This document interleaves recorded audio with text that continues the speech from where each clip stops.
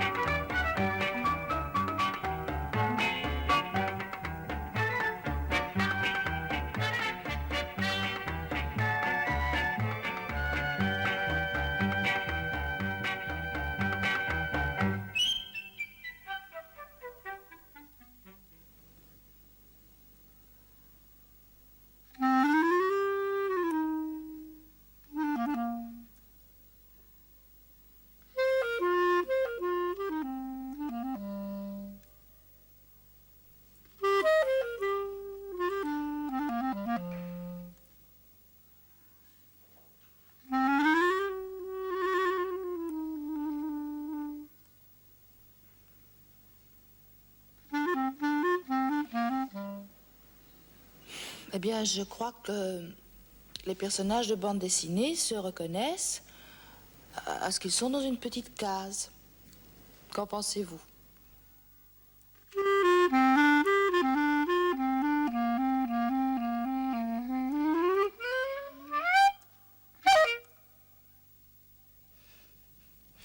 Rien que la tête des personnages, c'est déjà savoureux.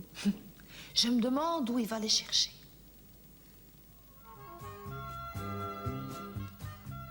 C'est une recherche différente pour chaque dessinateur. C'est même une recherche différente pour chaque personnage. Tantôt laborieuse, tantôt rapide, souvent inspirée de personnages réels. L'important, c'est que chaque personnage doit rester pareil à lui-même tout au long de l'histoire.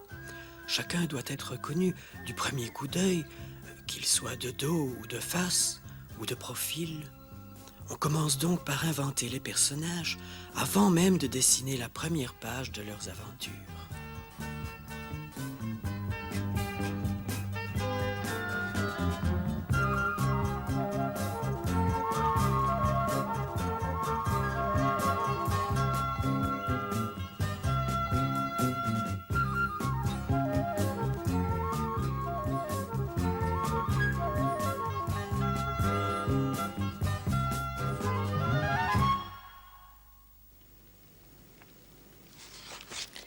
Je me demande comment peut bien être le père d'un Schtroumpf. Est-ce qu'il fait? Parce qu'au fond, Peyo, toutes les bandes dessinées ne sont pas faites par un seul homme. Il y a des bandes dessinées qui sont faites par deux personnes, un dessinateur et quelqu'un qui écrit les histoires. Le plus souvent, c'est comme ça que ça se passe, effectivement. C'est pas tout à fait ton cas, puisque tu as inventé tous tes personnages tout seul. Hein? Oui.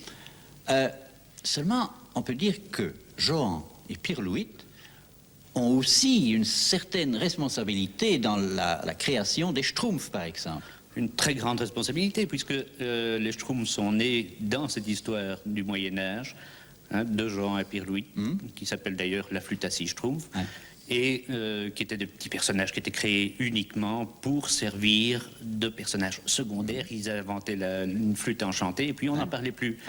Or, ce qui s'est passé, c'est que nous avons décidé, toi et moi, ensemble, de continuer à faire vivre les Schtroumpfs. Et c'est là où tu es devenu, d'ailleurs, disons, le second papa des Schtroumpfs. Sans oublier tous les lecteurs qui ont insisté pour que les Schtroumpfs continuent. Ah, ça, ils ont une grande responsabilité, certainement, dans toutes les histoires que nous avons faites. Alors, le prochain scénario. Qu'est-ce qu'on fait?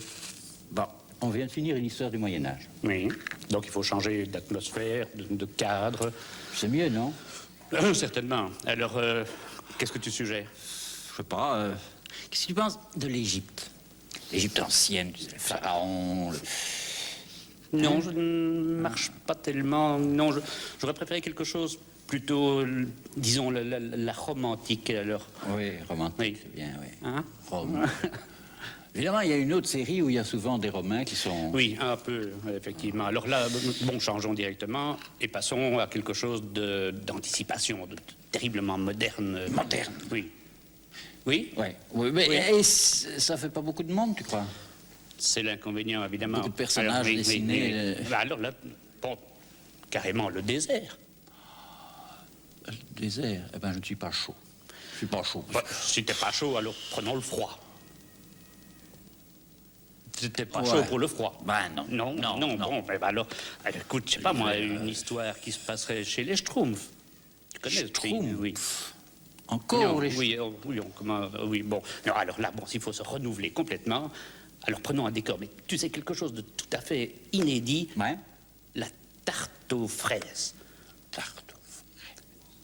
Non. Bon, alors refaisons une histoire de Schtroumpf. Quel beau Schtroumpf se fait. Comment, ouais.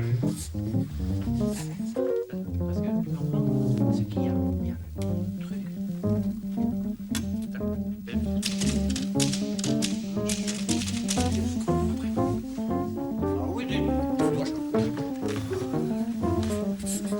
Ouais.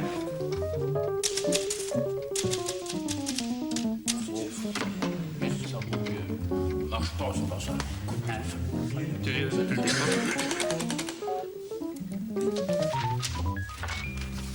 Regarde Brigitte Bardot.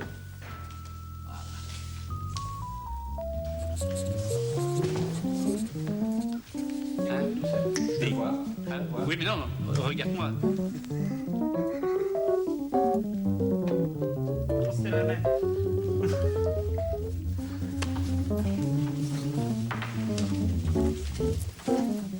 Côté droit. Oui, c'est ça. Vas-y.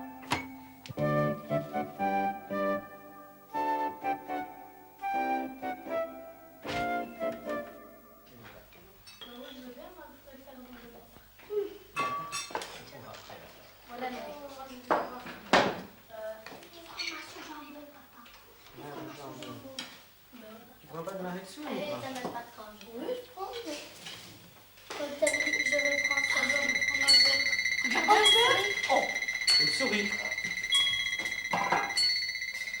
Qu'est-ce qu'on va faire avec cette souris? Oh, qu'est-ce que tu veux qu'on fasse de cette souris?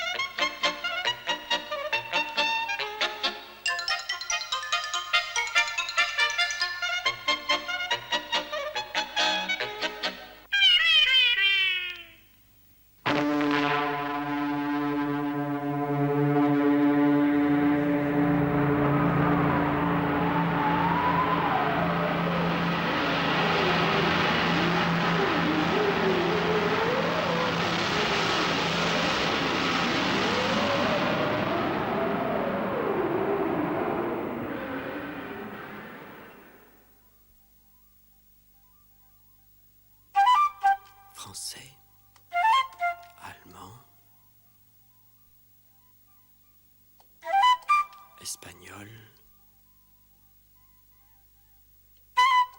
italien,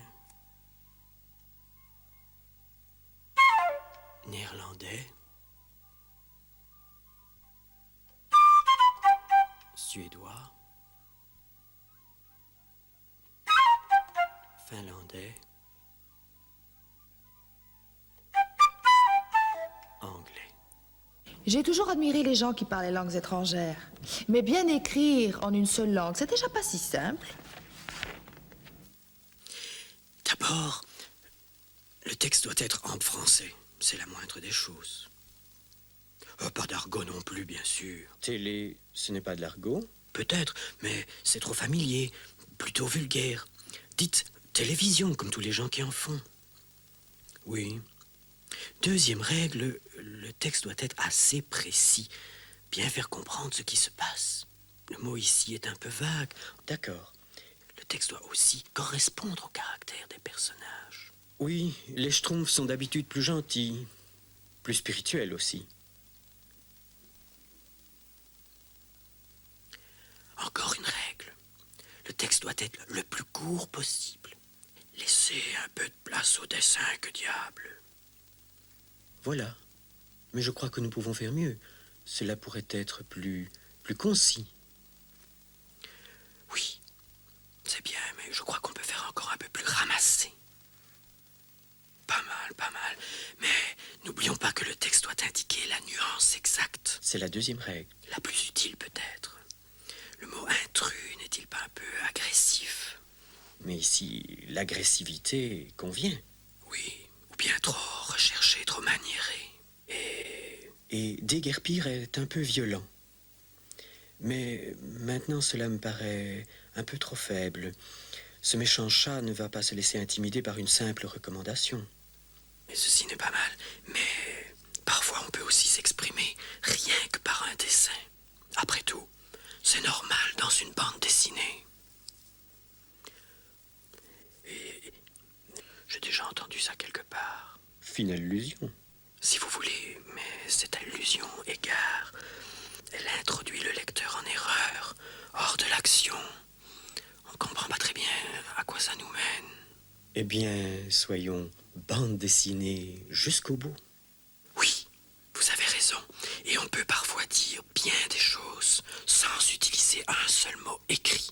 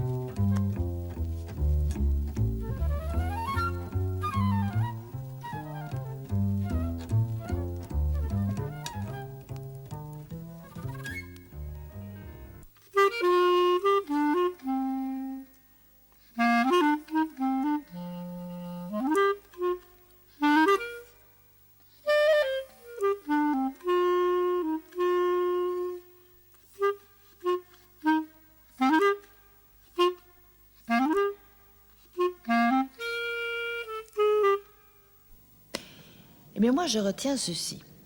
Lire une bande dessinée, ce n'est pas du tout comme lire une histoire écrite.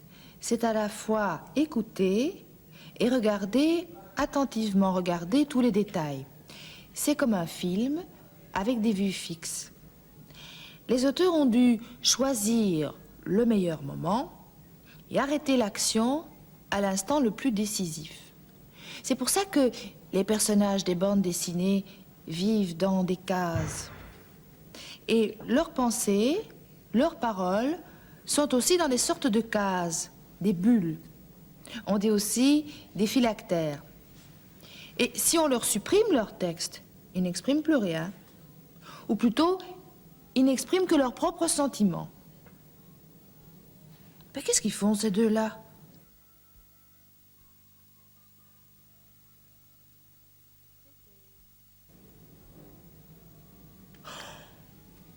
Oh! Oh!